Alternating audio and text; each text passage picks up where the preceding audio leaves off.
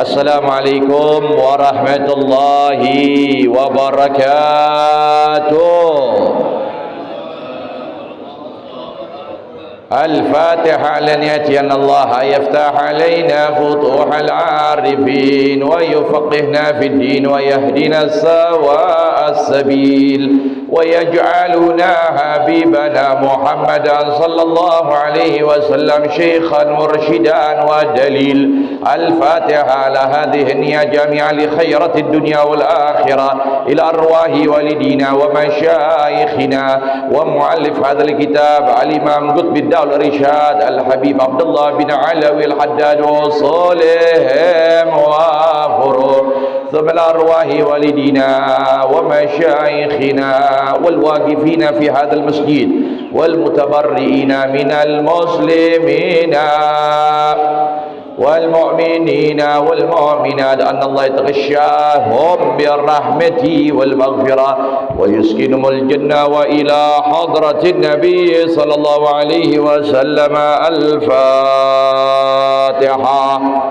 أعوذ بالله من الشيطان الرجيم. بسم الله الرحمن الرحيم. الحمد لله رب العالمين الرحمن الرحيم مالك يوم الدين. إياك نعبد وإياك نستعين اهدنا الصراط المستقيم صراط الذين أنعمت عليهم غير المغضوب عليهم ولا الضالين. رب اغفر لي ولوالدي آمين. يا رب بالمصطفى بلغ مقاصدنا واغفر لنا ما مضى يا واسع الكرم.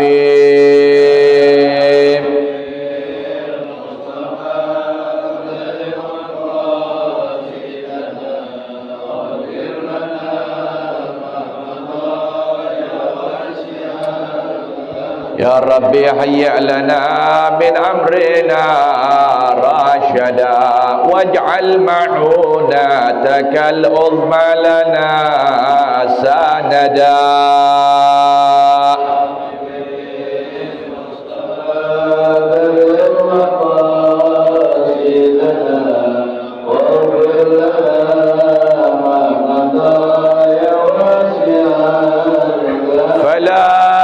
تكلنا إلى تدبير أنفسنا فالعبد يعجز عن إصلاح ما فسدا.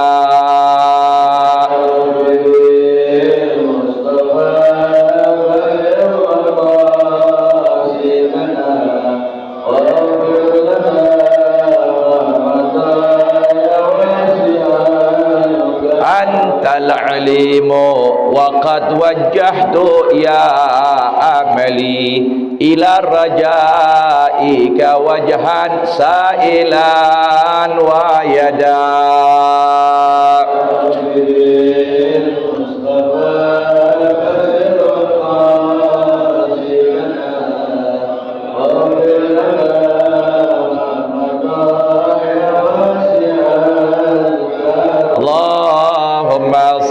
وسلم.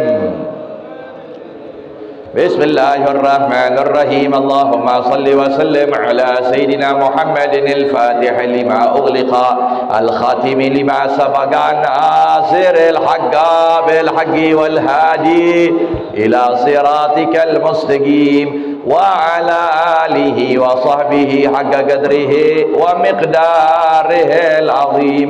اللهم أخرجنا من ظلمات الوهم وأكرمنا بنور الفهم وافتح علينا بمعرفة العلم وحسن أخلاقنا بالحلم وسهل لنا أبواب فضلك وانشر علينا من خزائن رحمتك.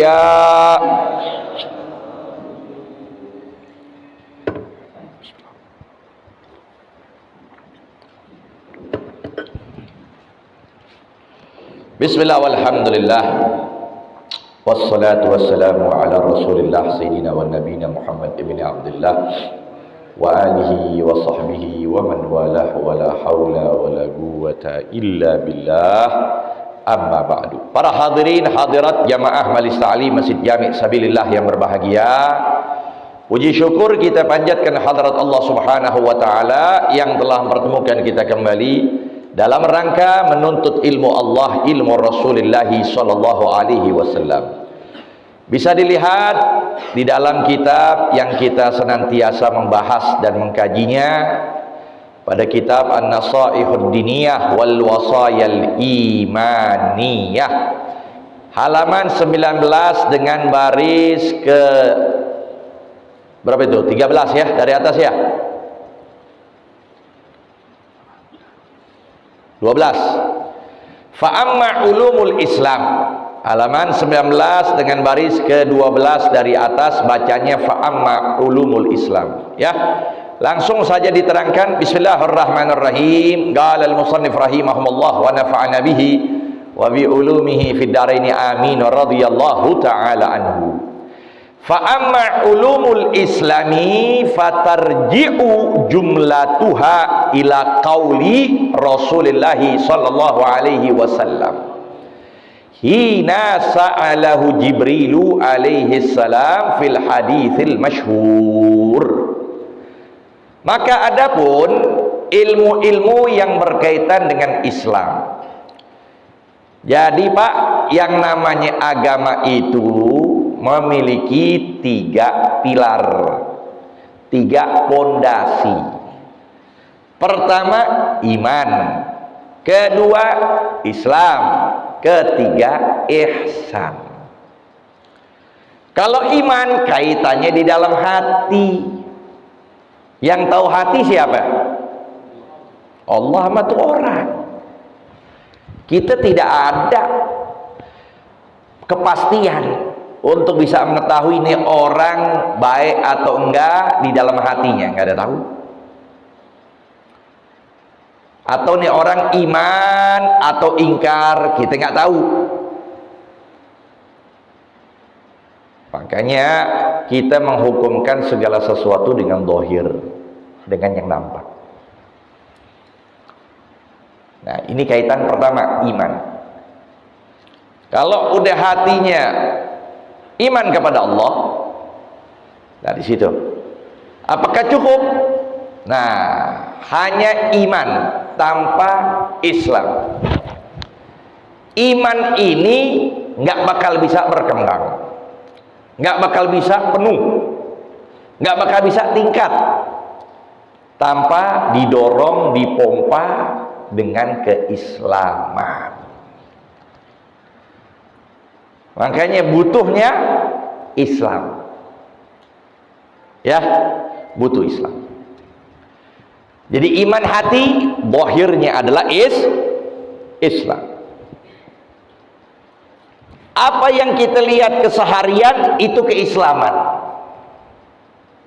dalam menjalankan perintah, baik dia sholat, dia haji, itu semua berkaitan dengan zahir yang disebut dengan Islam. Maka kalau kita lihat, nih orang sholat, nih orang ngaji, nih orang semua dilakukan, tapi hatinya ingkar. Nah begitu ya. Apa hukumnya? Muslim, dia meninggal, wajib kita sholati, sebelumnya dimandiin, dikafani, disolati, dikuburi dengan kuburan orang Tapi kalau kita lihat zahirnya dia enggak, tapi hanya iman ya, dia beriman, tapi zahirnya kita nggak lihat dari semenjak awal dia kita tahu sampai mungkin dia meninggal, kita nggak tahu. Bahkan mungkin dia main-main atau bergaul dengan orang yang bukan muslim, zahirnya begitu, nggak ada sholat, nggak pernah kita lihat, Jumat juga kagak, iya kan? Ramadan di warteg aja banyakan pokoknya. Banyakan nggak ada, bukan banyakan nggak ada, emang udah pasti tidak ada taatnya. Siapa yang tahu dia itu muslim? Maka kalau demikian meninggal dia, ya rumah sakitnya bukan rumah sakit Islam lagi, meninggal. Warganya banyakan bukan muslim. Ya udah, siapa yang tahu? Dia menyatakan hatinya muslim, siapa yang tahu? Inti apa? Allah. Maka nggak wajib kita umat Islam mandiin, kafanin, sholatin, apalagi dikuburin dengan kuburan orang jauh. Tapi nanti ya dia nggak tahu, kita bainahu bainallah. Mungkin nggak masuk surga kalau dia bawa iman. Karena iman ini kan bisa naik, bisa bisa tinggi, bisa rendah, bahkan mungkin bisa hilang. Iman kita bisa hilang. Itu dia. Nah, kalau sudah hilang begitu, siapa yang tahu? Nggak ada yang tahu. Cuman dia doang dan di antara Allah. Apakah Islam itu mencerminkan iman seseorang? Belum tentu. Tuh, artinya dia ngerjain sholat, zakat dan sebagainya, ya. Apakah dia itu bisa kita jamin dia itu beriman? Juga belum. Cuma kita harus yakin dia muslim. Udah, kalau muslim ya akhuna, saudara kita, ikhwanna. Gitu. Dia muslim, dia sholat dan sebagainya, udah. Kendatinya nanti dia akhirnya ingkar, itu bukan urusan kita, karena kita memandang itu dia, kita pandang zahir, urusannya nanti sama Allah. Yang penting kita lihat dia zahirnya Islam, kewajiban kita, dia saudara kita sama muslim, wajib kita hormati, wajib semuanya hak-hak Islam. Ya. Jadi sampai diceritakan ada dulu seseorang belajar di Mekah, belajar langsung di Mekah. Nah, sentralnya Islam, gudang keilmuan. Di situ ada Ka'bah, di situ ada air Masya Allah, semuanya ada kemuliaan. Dia belajar, hafal Quran, selesai. Hafal hadis ribuan, belajar ilmu ini, ilmu itu, ya kan? Balik ke tempatnya, pas lagi ada reuni tahunan, dia nggak datang. Bertahun-tahun nggak pernah datang. Akhirnya teman-temannya ditelusurin ini, siapa ini orang? Ditelusurin. Taunya misionaris dari kalangan orang kufar, ingin pelajari Islam di mana? Bukan di Google, bukan di AI, bukan di apa aja, bukan. Tapi belajar langsung di gudangnya, pusatnya keislaman. Bisa begitu ya? Menahan iman, didapat Al-Quran, yahfad Quran. Nah itu dia tadi. Tidak jadi jaminan iman seseorang. Tapi kalau kita udah punya iman, ya pupuklah iman kita dengan banyakin sholat, itu bakal naik. Kita punya iman dengan duduk kepada para ulama, dengan menghadiri majlis ilmu, dengan kita banyak berzikir, baca Quran, itu menaiki iman kita tuh. Jadinya apa? Bisa ada tanda iman seseorang. Tandanya dia mudah untuk mengerjakan segala amal ibadah. Tuh, berarti kalau begitu imannya lagi naik dia. Nggak disuruh, nggak dilihat orang. Iya, itu semua dari diri dia. Udah nikmat, udah jadi kebutuhan. Layak kita makan pakai disuruh gak? Ya, kita sarapan nggak pakai disuruh. Kita makan siang nggak pakai disuruh. Kita udah iman kita naik, iman kita tinggi, nggak perlu lagi A, B, C, udah jalanin terus. Udah badan kita nuntut jam 3 bangun, udah jiwa kita nuntut habis subuh baca Quran, udah nuntut habis maghrib kita taklim, Begitu. Berarti menunjukkan iman dia itu udah. Seperti ada sahabat yang bernama Harithah. Siapa? Harithah. Dia datang kepada Rasulullah. Lewat pas lagi berpapasan sama Nabi. Nabi berkata, "Kaifa asbahta ya Harithah?" Gimana keadaan pagi kau ya Harithah? "Asbahtu mu'minan ya Rasulullah." Aku di pagi hari dalam keadaan iman. Dibalikin oleh Rasulullah. Fa inna likulli qaulin haqiqah, fama haqiqatu ma taqul. Setiap ucapan butuh bukti, maka apa bukti yang kau katakan? Maka dikatakan, ya Rasulullah, azafat nafsi anid dunya.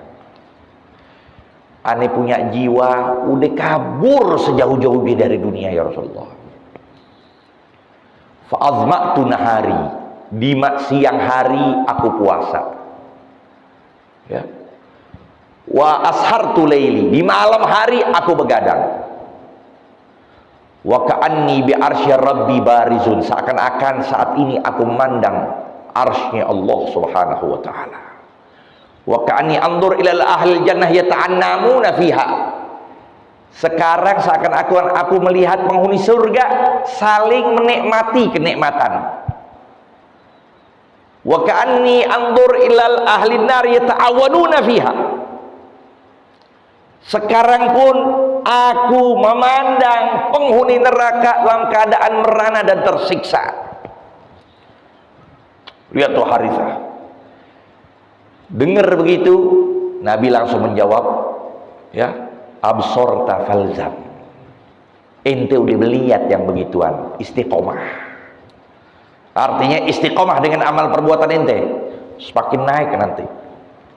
Abdun nawarallahul iman fi qalbi. Ini hamba yang sudah Allah berikan cahaya di hatinya. Jadi istiqomahnya ditanya sama Harithah kepada Rasulullah, ya Rasulullah, ud'ullahi li bisyahadah. Kalau begitu ya Rasulullah, doakan aku supaya mati syahid. Mati syahid. Udah, itu istiqomahku begitu aja. Nunggu perang biar mati syahid.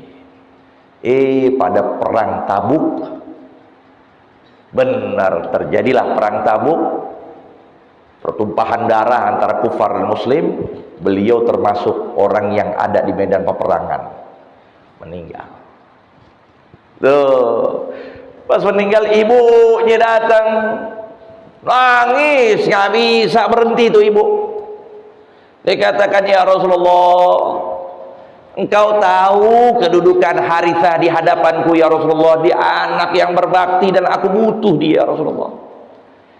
Bagaimana ya Rasulullah keadaan dia setelah ini? Kalau dia ada di surga, aku sabar ya Rasulullah. Tapi kalau ada di neraka, gimana ya Rasulullah? Aku ambil tindakan, berikan ya Rasulullah jalannya. Maka dijawab oleh Rasulullah, awahabilti, ente hilang akal, kata Rasulullah. Ajannatun hi, ente tahu apakah surga itu cuma satu? Emangnya surga cuma inna hajinan, surga itu banyak. Wa inna ibnaki asabal firdausul a'la. Sedangkan kau punya anak Harithah itu, dia mendapatkan firdaus yang paling tinggi. Lihat, makom surga yang paling tinggi itu ditempati oleh tersenyum nih ibu, keluar dari Rasulullah seraya berkata, bakhin ya Harithah, beruntung wahai Harithah. Itulah, itu namanya iman. Jadi iman begitu, udah mentok dah. Sampai Imam Ali katakan, lau kushifal ghita mazdadtu fihi yaqinan. Kalau seandainya terbuka tabir, maka tidak akan bertambah keyakinanku pada Allah. Karena al-iman al-yaqin al-imanu kullu. Arti yakin adalah iman seluruhnya. Itu. Ya, kemudian fatarji'u jumlatuha ila qouli Rasulillah sallallahu alaihi wasallam hina sa'alahu Jibril. Maka kembalilah secara globalnya pada apa pernyataan yang nyatakan Rasulullah ketika bertanya, ya, hina sa'alahu Jibril, ketika Jibril bertanya kepada dia. Itu bertanya Jibril, ada seseorang kan datang kepada Nabi, bahwa itu Jibril bertanya kepada Rasulullah. Bil hadits al-masyhur, faqala lahu akhbirni al-Islam. Maka di situ Jibril berkata pada Nabi, beritahukan aku tentang Islam. Qala al-Islam an tashhadu an la ilaha illallah wa anna Muhammad Rasulullah wa tuqimas sholata, dan kau menegakkan salat, wa tu'tiyaz zakata, dan kau menunaikan zakat. Nah, perhatiin tuh yang punya toko itu, mereka itu juga harus diwajibkan keluarin zakat. Mau toko offline, mau toko online. Tuh online yang ya kan? Yang toko offline tuh, yang buka-buka toko. Nah, diperhatiin tiap tahun ada hallnya, kumpulin uang semua. Kalau sudah terkumpul, baik yang ada di sini atau yang dia utang-utangin. Oh, di sini ada 60 juta, yang diutangi ada 100, masuk jumlah tuh. Karena yang namanya utang, dia bakal ngarepin nggak balik ke dia? Balik ngarepin. Jadi ngutangin, dia kan ngarepin juga ada laba. Maka dihitung, kumpulin. Udah 100, nah berarti melebihi 84 juta. Nisabnya kurang lebih segitu. Taruhlah ikhtiyaton 85 juta. Jadi dari tanggal berapa nih? 3 di 7. Nah, dari tanggal 7 September 2025 sampai dia buka nih 7 September. Lalu sampai tahun berikutnya 7 September 2026. Nah, udah, berarti udah setahun. Kumpulin deh. Nah, ada 85 juta. Keluarin 2,5 per berapa ya? Paling cuma 2 juta. Kurang lebih itu. Kasih dia mustahiqin. Itu benalu, akan menghancurkan keberkahan dari usaha kita. Tapi kalau mereka, lihat, pedagang yang jujur, yang amanah, maka Nabi nyatakan yuhsyar yaumal qiyamah ma'asyuhada.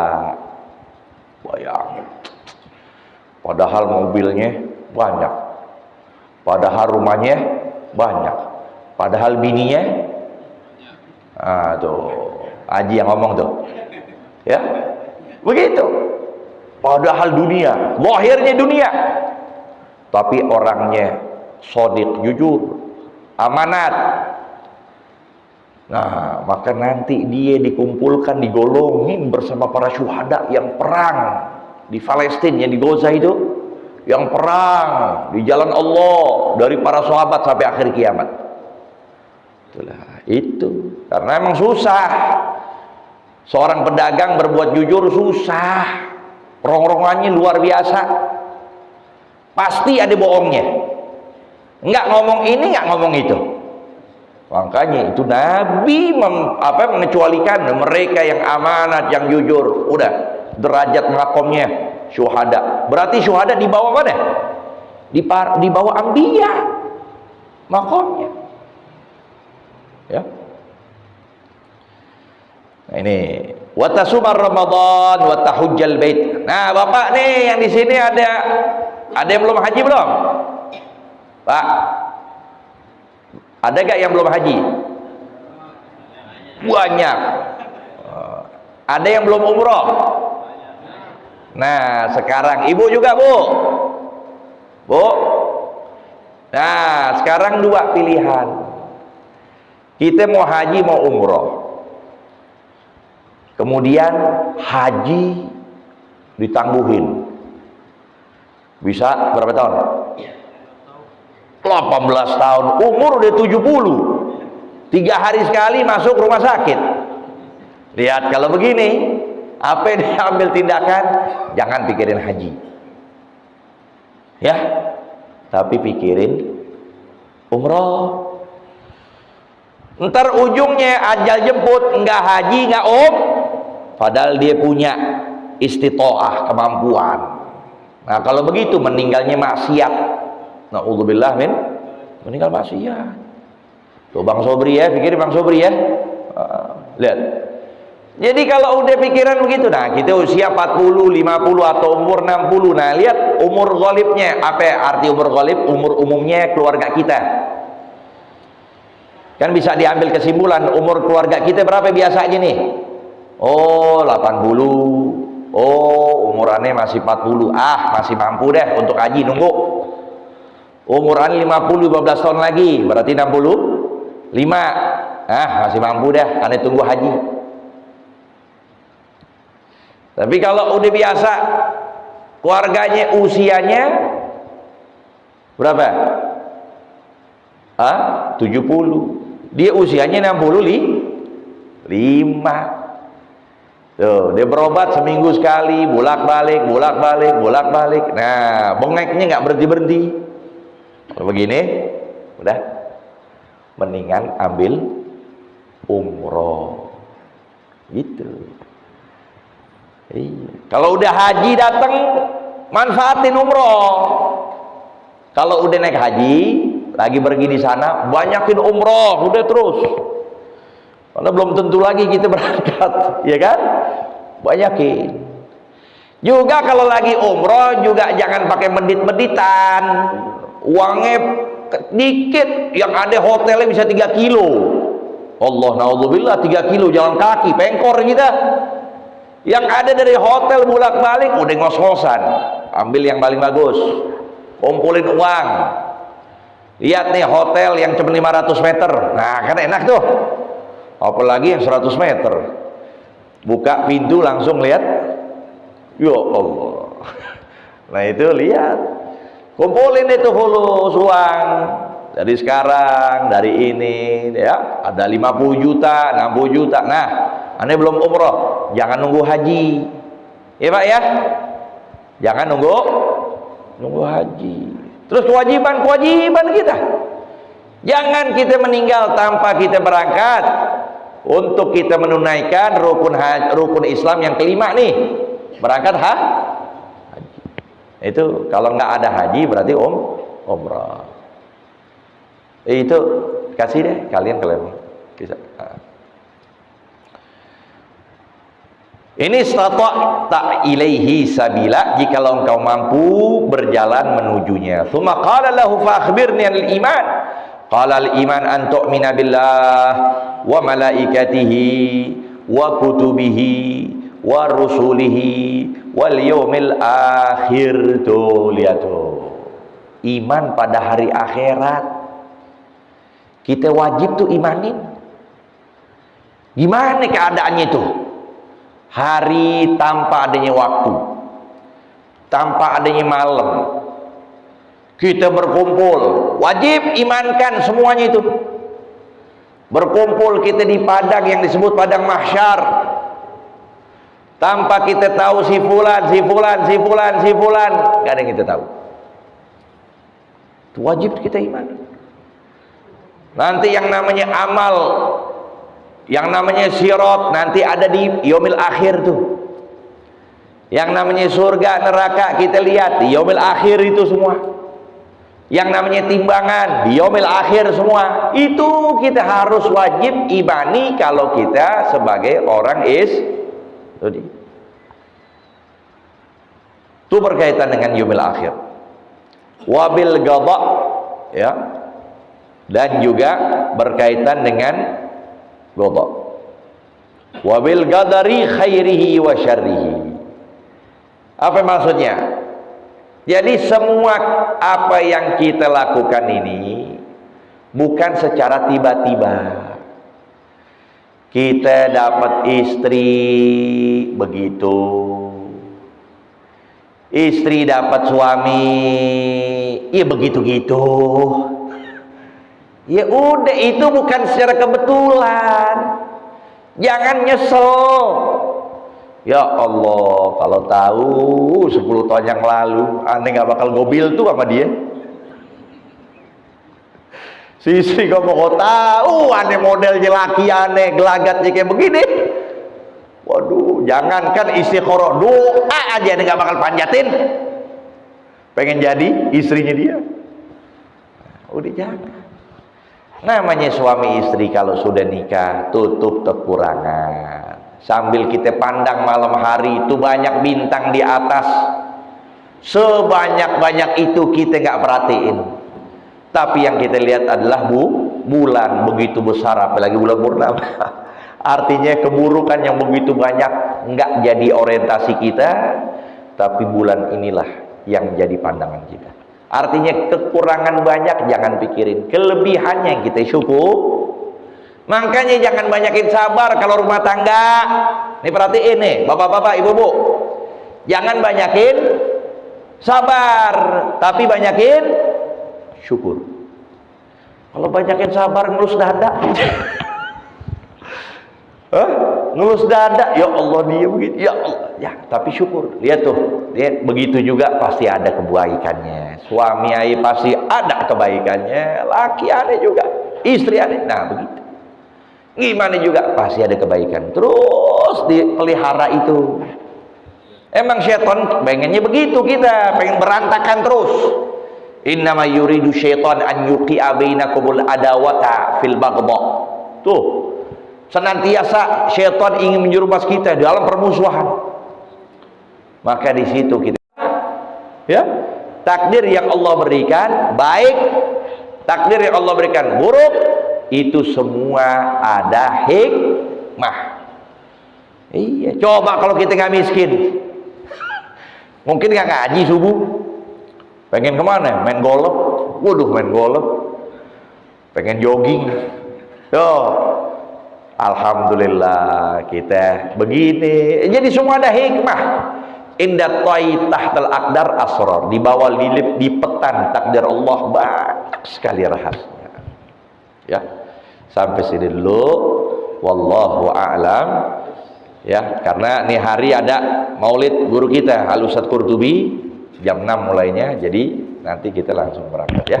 Semoga Allah berikan keberkahan, Allah sehatkan badan kita, panjang umur, luas rezeki yang banyak yang barokah, dan semoga kita pun juga diberikan taufik hidayah oleh Allah, iman kita semakin bertingkat di dalam melaksanakan ibadah dan tunduk pada perintah Allah. Bi rahmatika ya arhamar rahimin ya arhamar rahimin ya arhamar rahimin. Wa sallallahu ala sayyidina Muhammadin wa alihi wasallam. Alhamdulillahirabbil alamin. Silakan ada pertanyaan?